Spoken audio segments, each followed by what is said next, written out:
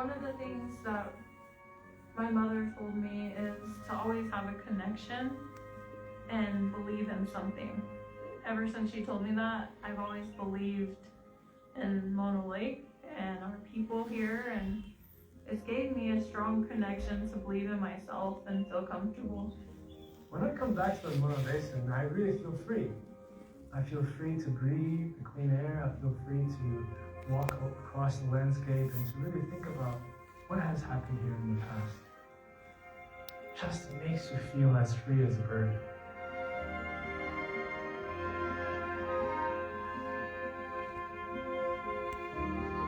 Mono Lake is a refuge for the world. It's a place of peace and tranquility and solitude. And I think it's so important right now that we have places like this that heal people, a place to come to break that tightness in themselves and to open themselves up to the ancientness of Mono Lake. Mono Lake has seen so much and borne witness to so much and persisted for so long. It gives people hope that we can work together to make it a very positive future. Mono Lake inspires us to be our best selves.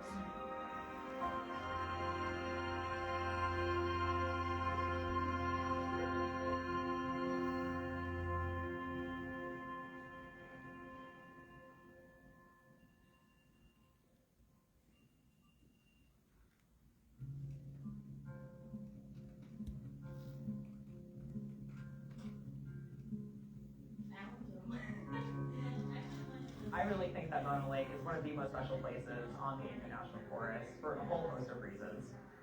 Perhaps most importantly, that this was and still is a homeland for the Kazetica people. The Forest Service motto is caring for the land and serving people, which I think applies very well to the Mono Basin area. Mono Lake is the kind of place that steals your heart. It has a magic to it and an essence that just grabs your soul.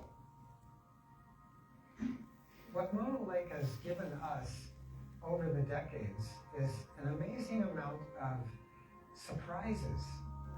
You think after 10 years or 20 years, you've kind of seen it all, and yet it always has something new to show you. We don't know exactly how old Mono Lake is, but it's more than 1 million years old, it appears.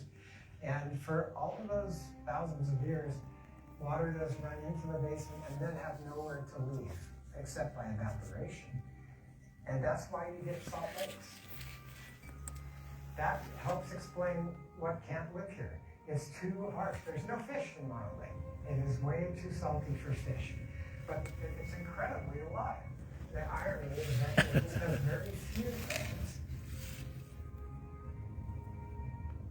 It has brine shrimp by the trillions.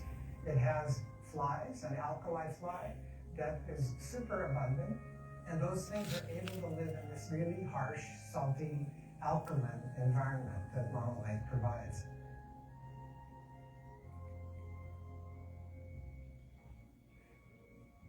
One of the special ingredients of the Mono Basin are the tufa towers and tufa mounds that you see along the shore, and also up higher elevations marking the previous lake stands. Tufa is a calcium carbonate rock, and it forms at the site of spring water and lake water mixing. Springs bring calcium, lake water brings bicarbonate, and the two mix together and they form calcium carbonate.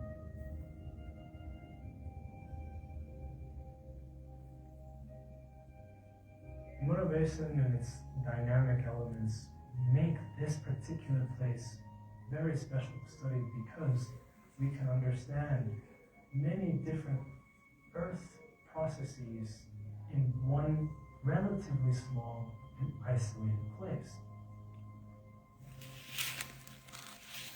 We can study history of past ice ages with glaciers and their deposits. We have an active and a recent history of volcanic eruptions we have active tectonics, and the interplay between these different elements make the Mono Basin an attractive place to study because everything is together and integrated into one small system.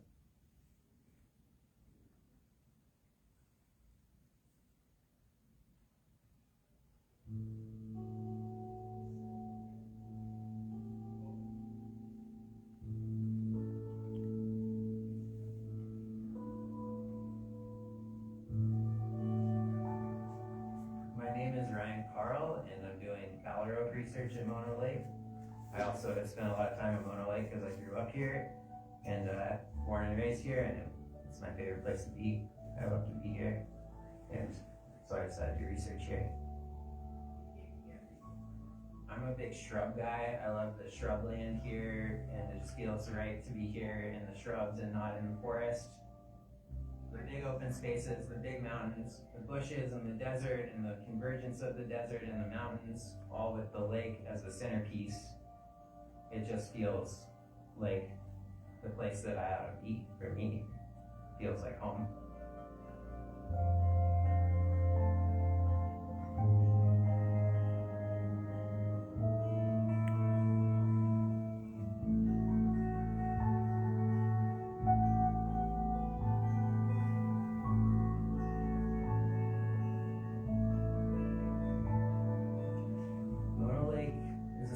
Place for birds, primarily I think because it's this gigantic food source in the middle of a gigantic desert.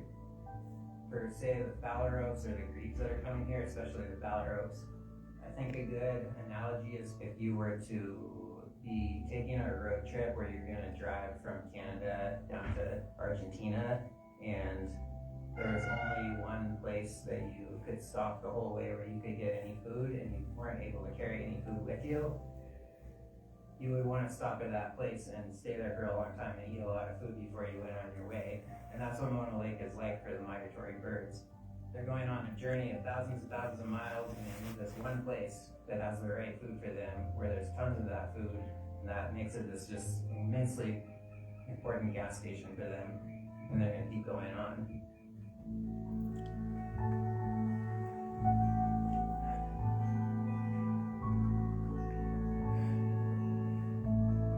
Important to other birds for other reasons, but it's mainly the food. The California gulls, it's important because there's these islands that they can nest on here, and then there's lots of food here that they can eat while they're nesting. The closer you look, the more you see the uniqueness of the animals, you start to realize what an important place it is for them. Catches you by surprise where you suddenly realize how much it's seeped into your soul to spend time at Mono Lake.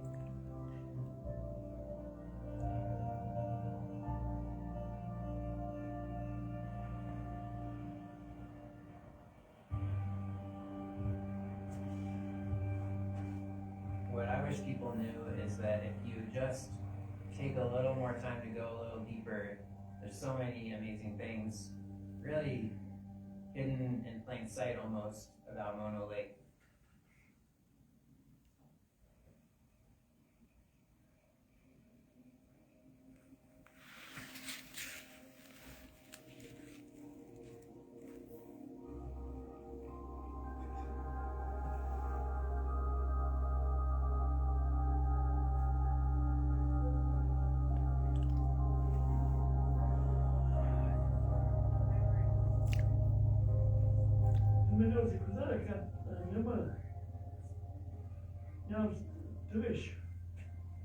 We are the indigenous people named Kuzetica. We're a small tribe here from Mona County. So as of today, I'm 92 years old. I feel like I'm 110, but I know. Dad was Frank, and mom was Betsy. And I had 4 sisters and 2 brothers. And we all lived in one little house at Farrington where I was born. And our bed was up floor. And my mom and dad had their room, their bed. But us kids, we had a bedroom. we are what we call this Kazanaka. That means we just water out of this little lake. That's what we're named after. The brine fly, or the larvae, was our main food. It was almost every summer when people, or most of the women, went out to gather the brine fly. We'd get out with our winnowing basket and scoop them up, and first we spread some kind of a material blanket or whatever we have, sheets, and put that right on and let it dry until we're ready to go home. Well, back as I can remember, always lived along the lake at Brushwood. And my grandparents and my relatives, they've never known of living anywhere else.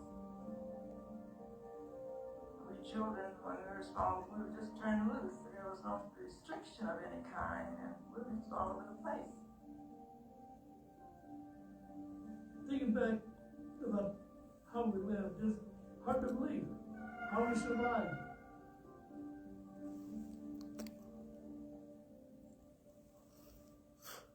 Now this right here is my grandma.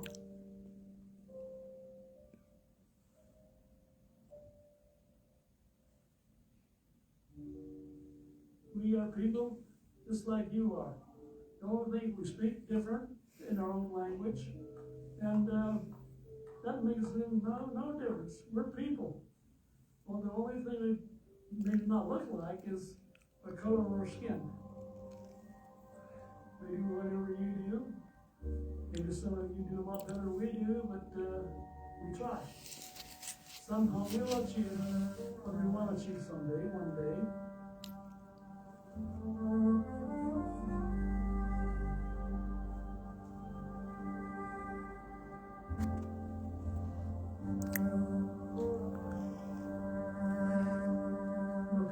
Would be for all of us just be together. We as one. We're all people.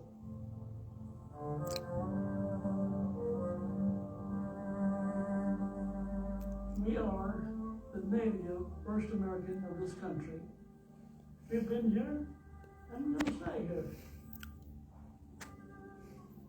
And God put us here to get along somehow, hopefully, but it didn't happen. And that's how it became that our people was built down from wars back when. We were treated not quite as good as some other people. We'll never forgotten that. We're going to let the tough fighter forget this and just straight carry on. Maybe the best will happen for us.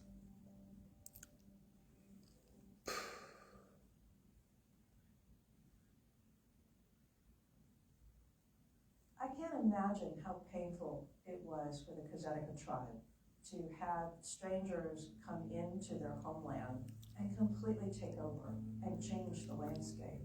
It started with the miners and the settlers, but the really dramatic changes occurred when the city of Los Angeles decided it needed more water to support its population's growth. And so built an aqueduct that first extended into the Owens Valley, taking all the water from those streams and the Owens River, and then in a second phase extended the aqueduct up into the Mono Basin, diverting 4 of the 5 tributary streams that flowed into Mono Lake. With the streams shut off and diverted, completely shut off, for decades, Mono Lake shrank, and it lost half of its volume, and it doubled in salinity over those decades, and so people began to be concerned. There was no question that if the diversions continued unchanged, the Mono Lake ecosystem would collapse, and with it, the food supply for millions of birds. What would be left in the Mono Basin once the ecosystem collapsed? A dead lake, dried up streams, and then ultimately just clouds of dust coming from the exposed lakeshore.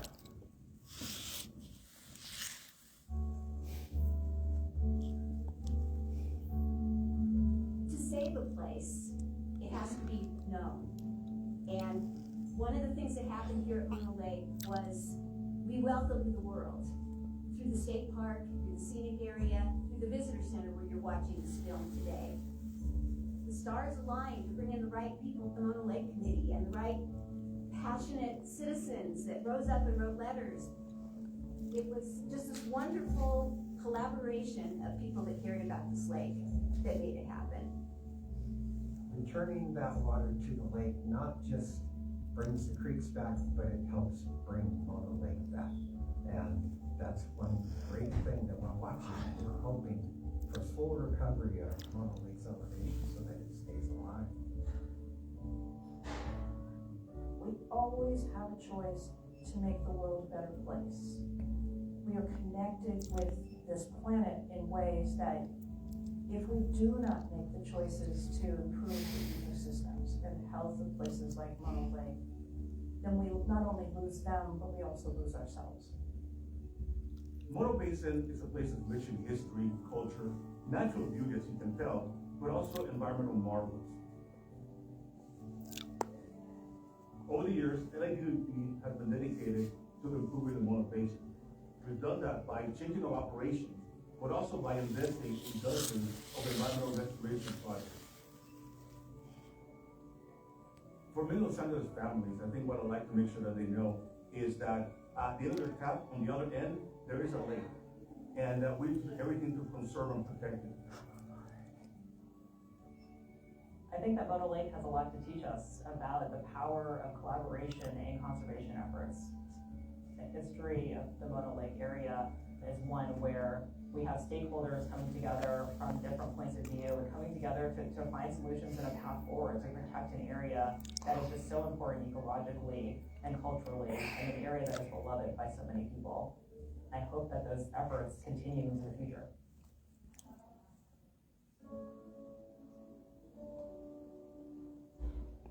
I hope that when visitors come to Mono Lake, they see how amazing this place is and feel the urge to respect it, to treat it as it's treated us, and enjoy the place and also leave no trace while you're here.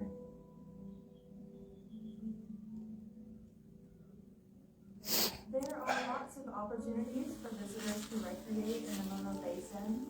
The best place to see the amazing Tufa Towers is at South Tufa. You can also check out Old Marina, the boardwalk at County Park for different views of the lake. Panum Crater, which is nearby, offers amazing views from the top of the crater overlooking Mono Lake. And then there's really endless opportunities for self-exploration in the basin as well.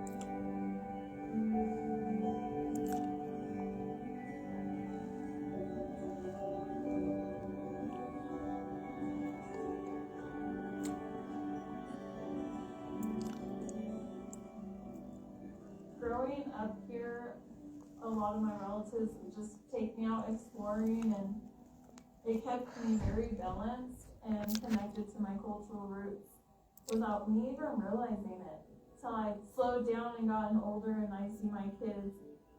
It's an amazing thing what nature and your homelands and your ancestors and your generation can bring out the best in you.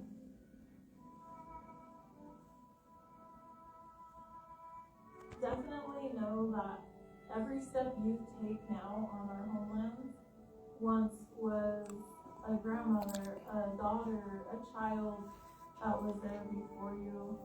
Sad story, they're not there no more. But we still are in a different way. And as much as this land is our homeland, it is yours. So you should care for it as it cares for us. And tread lightly, respect it, how you would want someone to respect your own mother.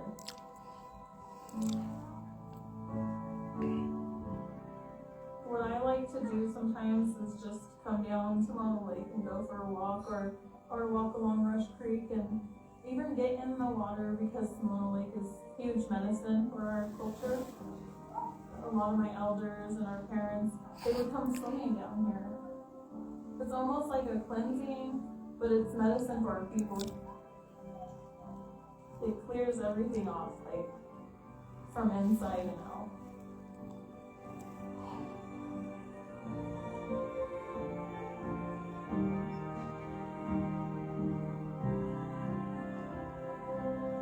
The one thing that our family really enjoys doing is taking my shoes off and walking. It gives them a strong connection to our people and to our home.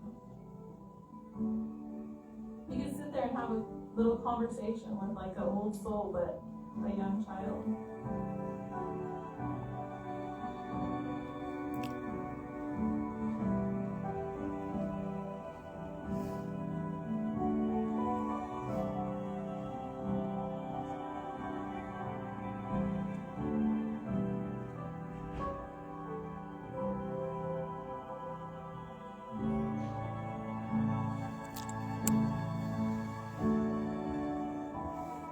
This is the mother that she feeds us.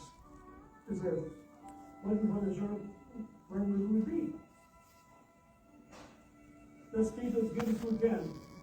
Keep what we got. And I urge you, please, take care of her